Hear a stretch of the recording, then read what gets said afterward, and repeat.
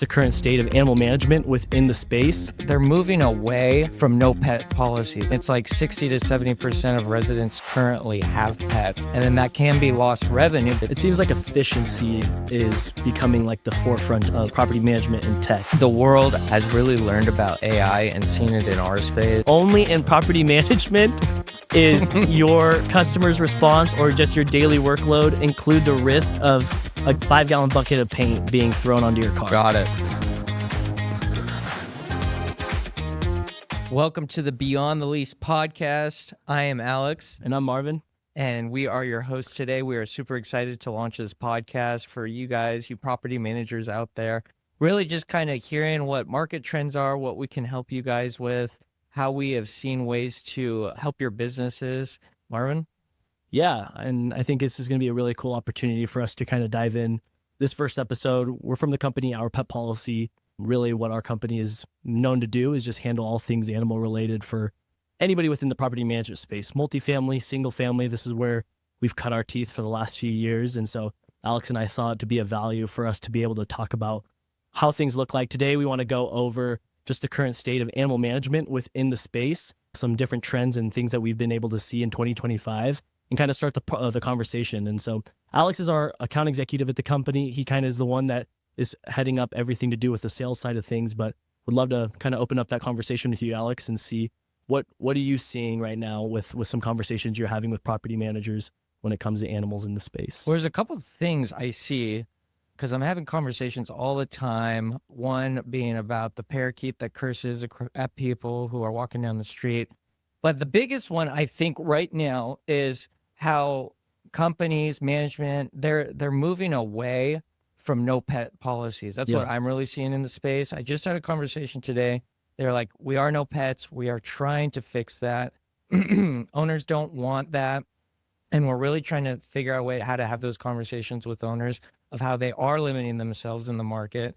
I mean, it's like 60 to 70% of residents currently have pets. Yeah. And then that can be lost revenue, both for management as well as the owners. So just helping those conversations. And then I think that's where we really add value is, hey, we can take this on. This isn't an extra job for you. This is us doing the job for you. And then you can reap the rewards through the revenue as well as being able to lease up units easier. That's awesome. Yeah, I think this is something that just transitions nicely into this topic of how are we really adding value in the sense of what are we doing at our company to add that revenue value that companies are switching over to us or utilizing us to really make that impact. I know the animal management side of things is huge. Getting rid of the swearing parakeet at night or mitigating a dog bite, like that's a huge deal.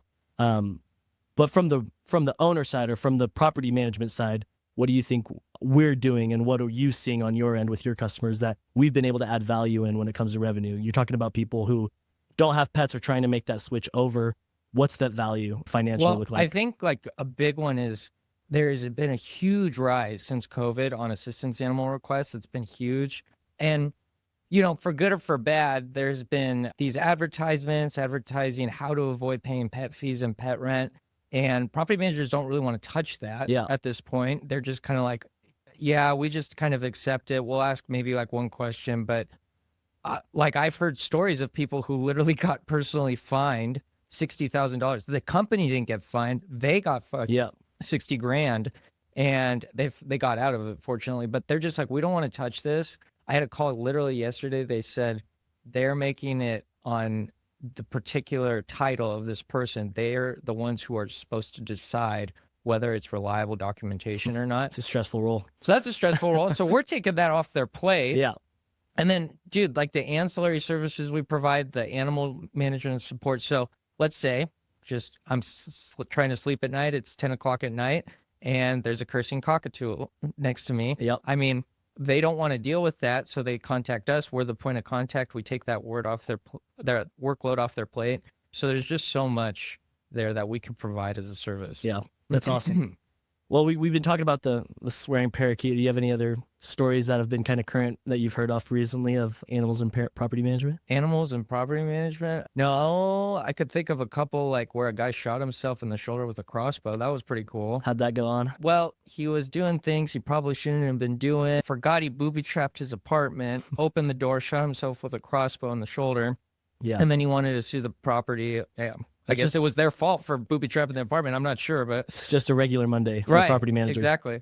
Marvin, what do you like about this space? Yeah, no, I think this has been my first full year in the space of property management, and coming around this first full year, I think the number one thing that I've loved is just the community. May it be the brokers and the owner side of things, the single family space, or just the regional property managers for huge multifamily companies. It seems like everybody in the space is trying to be the most efficient as possible, and kind of wants everybody to feel involved and everybody to feel comfortable, and trying to find the newest thing to be able to stay in front of the gun. And I don't know, I think it's been really exciting to be in a space that's growing with tech, growing with efficiency, and to be able to kind of add a true solution to an issue rather than be a part of a company or a sales process that might lead to something that may add benefit, right? I think when it comes to animals, everybody struggles with it, especially in the property management space. Every single show I go to, this is a number one point of conversation of how do we actually resolve the issue rather than just add a temporary solution or put a Band-Aid on a huge leak in the system. So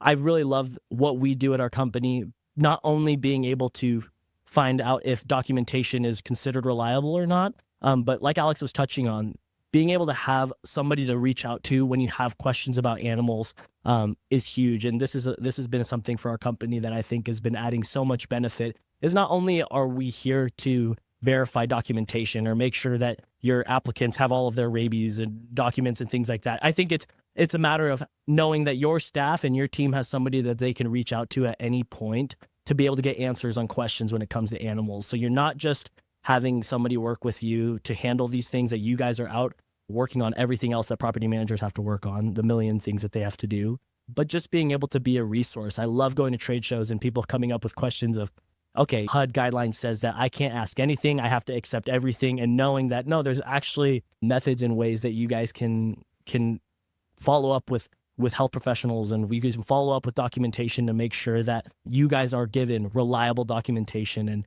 in this space, I think that's been my favorite thing, is just being a resource of education for property managers. And hopefully that grows. This is another topic that I wanted to kind of cover. What do you think in this space right now when it comes to changing laws, coming state to state? How do you see that impacting just the common renter? May it be with an animal that's common with our space and what we're keeping up with. Do you have any opinions or any thoughts on just kind of the ever-changing tide when it comes to animals within property management and rentals? It seems like we keep up to date on laws like for the state of California, where now an ESA or emotional support animal has to come from a health professional who's had a 30-day working relationship with a resident. Yeah. But then on the flip side, it seems like every single property management company is now required to allow an animal on the unit. Pet policies are being kind of pushed to the side for the sake of letting people into rentals. Do you have some thoughts on that side of things? Well, I just had a call with a guy this morning, and he said in his state, it's a bill right now that they're trying to just make it statewide that you have to allow people to have one dog. I don't know why it was dog. It was specified that way, but you have to allow any resident the ability to have one dog. Yeah. So with that, I mean, that comes a rabbit hole of other things that can happen. He said in his own words, we're kind of a reactive company around here. Yep.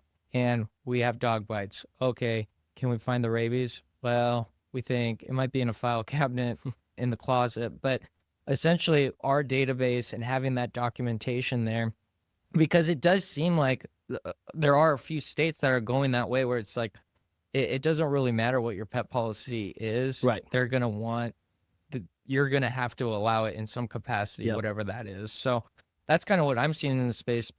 There are certain states that are like, they've kind of gone a little crazy where it's like, well, you can have 100 pets in one unit. That's a little strange, but they are at least going to the point of like, no, this is like becoming a family member, and it doesn't really matter if you're no pets anymore. That's kind of how it's going to be. Right. And I think that's where our company has come into the space. It's a double-edged sword. I think it's hard when property managers are kind of held to this point where they have to do things, right? It kind of puts a struggle that if you're not prepared, you feel like you have to get prepared really fast. This is another value I think that I've seen out of our company that we've been able to offer to even people that aren't even our customers, just people asking us questions about animals, is building out an animal addendum and how do I accept some animals? How do I learn how to require different types of insurance per breed of animal. I think this is sometimes this could be the hiccup that a lot of property managers run into, especially if you're a smaller property manager under under 1,000 doors. Right. You're handling all this yourself, and I think that could be such a stress, an added stress when these states are saying that you have no choice anymore. You got to add a pet, you got to allow the pet, you can't say anything about it, and you can't say no. Like, how do you even, at that point, how do you even approach this big topic that could be animals? In your experience, when you're on these calls with smaller property management companies, what do you think has been just the biggest point of contention for them when they are transitioning from, we've never allowed pets before, but we know that we're missing out on a ton of the market, so we need help building that out? What have you said, or what has been a value or a point that you've been able to add to kind of help them start that process of adding animals? Yeah, I mean, I first off tell them the revenue that's being missed, and there's a couple ways you could do that. You keep the pet fees, owner keeps the rent. Yesterday I was talking to somebody, they were keeping both the fees and the rent. Yeah. Pet fees and pet rent. So then there's something called a pet guarantee that is dependent on state by state, and it depends on how you phrase that language. But there is a pet guarantee where essentially you charge an upfront deposit, and then if the damage exceeds that, you keep that money. And so that is an additional source of revenue. Yeah. But then on the other side, I mean, oh my gosh, look at what happens. These property managers tell us, like, if we fund an unauthorized animal, we backdate what they're going to charge them. So if they've been in the unit 8 months, it's pretty hefty. They're going to get charged that. So, and that is an additional source of revenue. So it's a super cool business. I just love the people in it. What I have found is it is really still a business that like a husband and wife could do. They could start from 0 doors, turn into 1,000 doors. I just had a call last week with a guy. He was with a corporate company for 20 plus years. It was during COVID. They said, you're going to have to move. He said, no. And I mean, he started his own property management company. It's able to pay his bills, and he was able to replace a corporate job from that. So it's just a super cool business. I love what you can do with it. You could scale it as however much you want. If you just want it small, if you want it large. But yeah, on the animal revenue side, I mean, for pets, there is a lot still, I think, untapped there. Which is where we come in.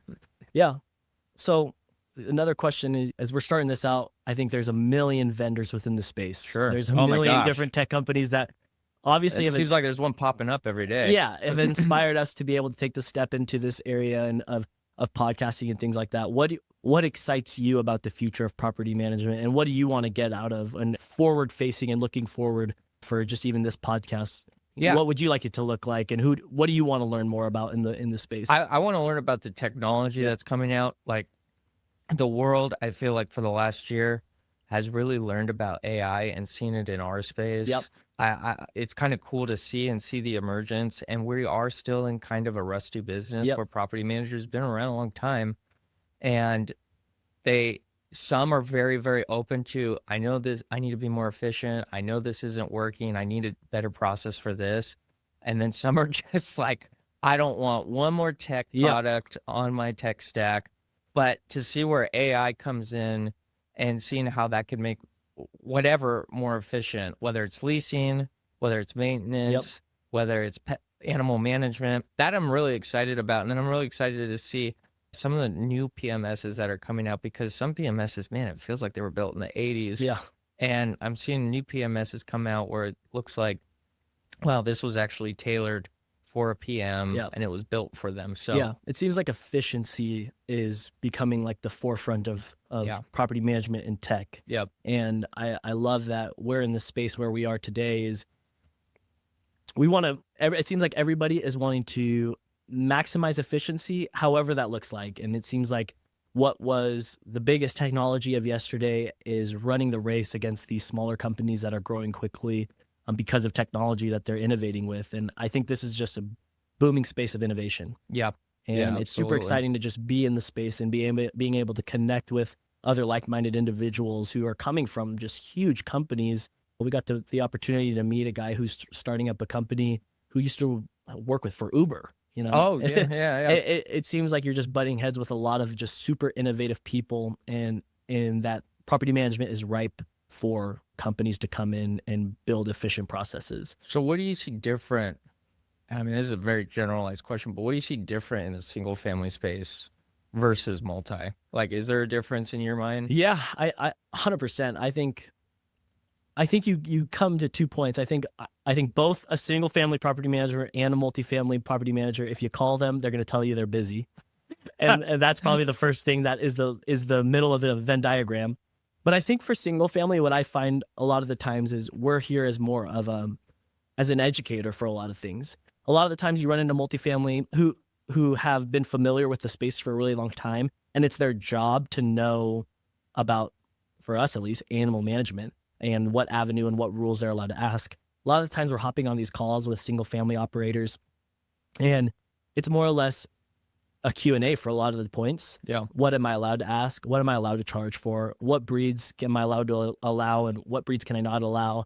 Is that legal in my state? Yeah. So we're more of that, I think, informational value for the single family space.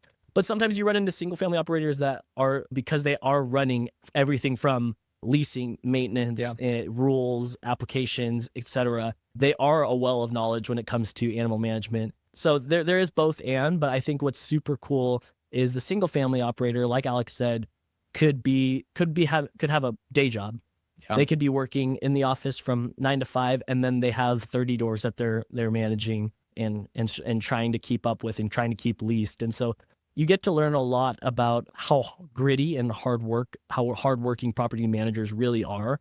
They are in charge of so many facets of business. Yeah. Where the single family operator is in charge of finances, in charge of maintenance coordination, and again, may it be animal management. And I think a lot of the times with single family operators, we come in and we're like, hey, let's give you a breath of fresh air and give you the opportunity to take a breath and not deal with the 10 p.m. calls from a dog barking, right?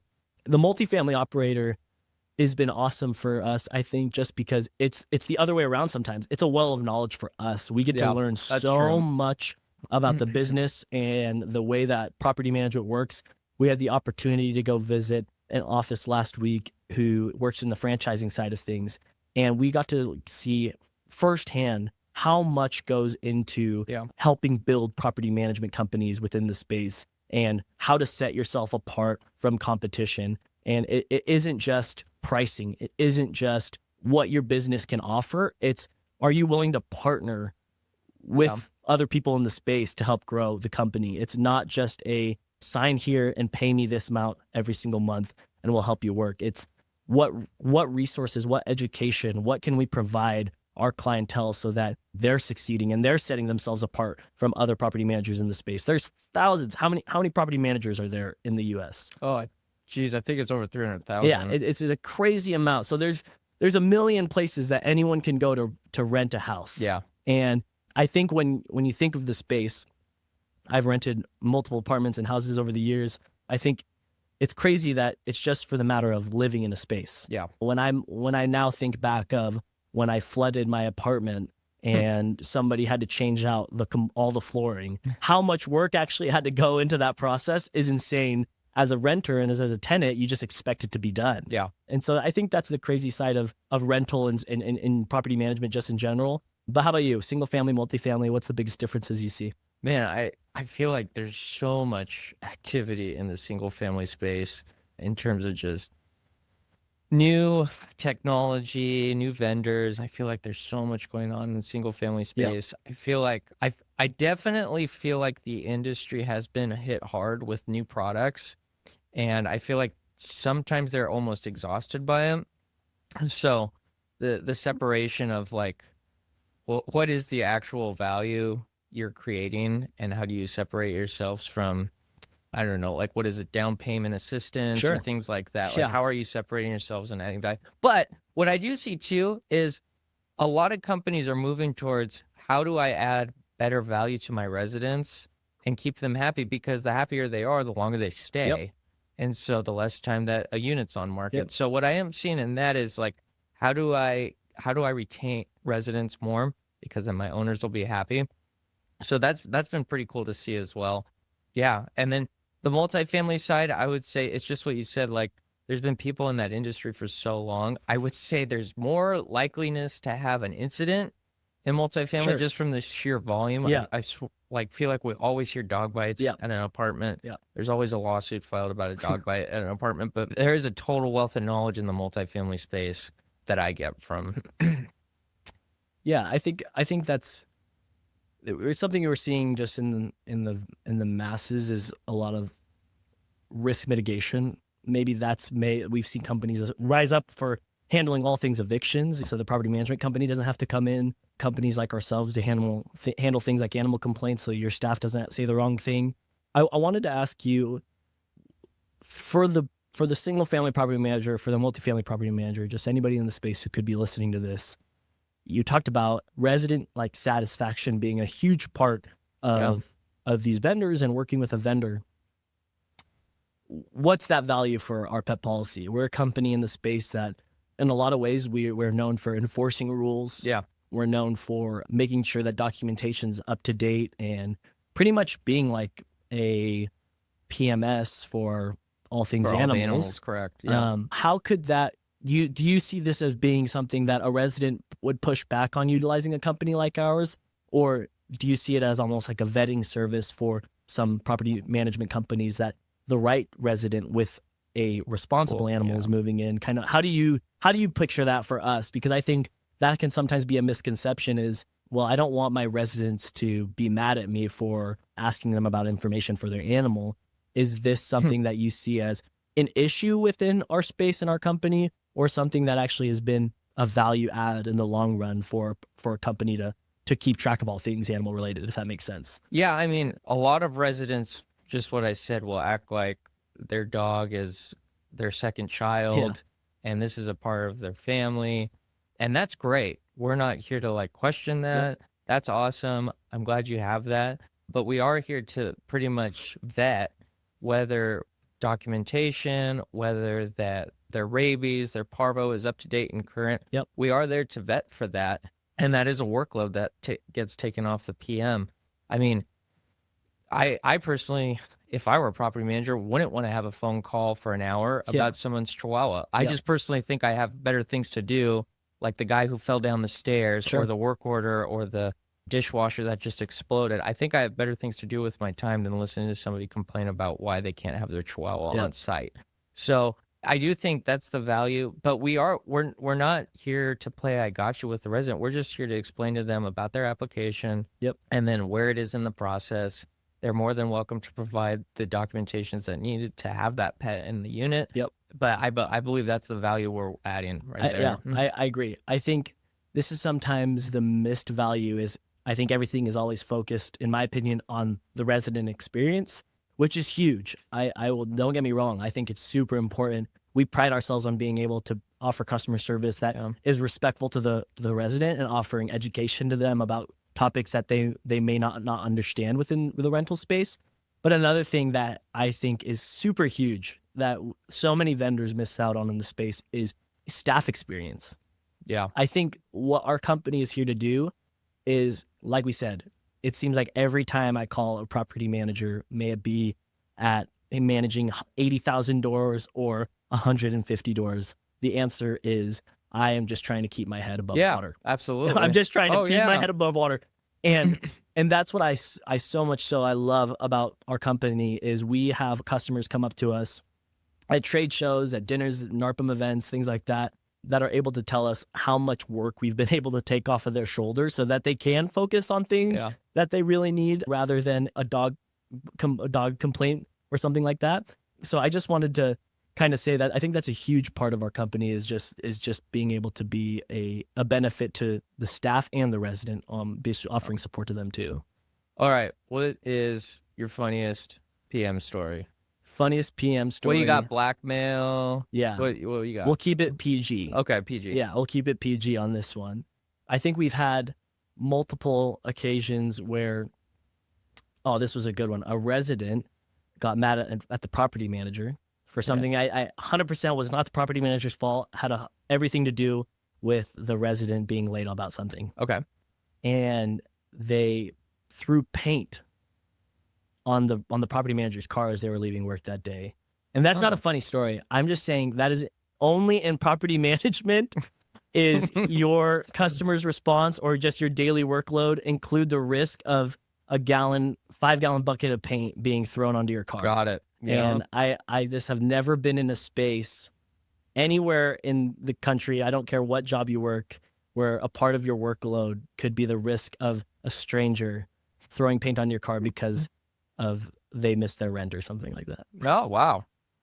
Good one. Yeah. But thank you guys so much for tuning on to the first episode of Beyond the Lease. We're excited to just get into the space, open up conversation for everyone, and bring some guests along the way to add value to your day. So thank you guys for tuning in. Please like, subscribe. Yep. We want to hear from you guys. Yeah, we look forward to seeing you guys soon.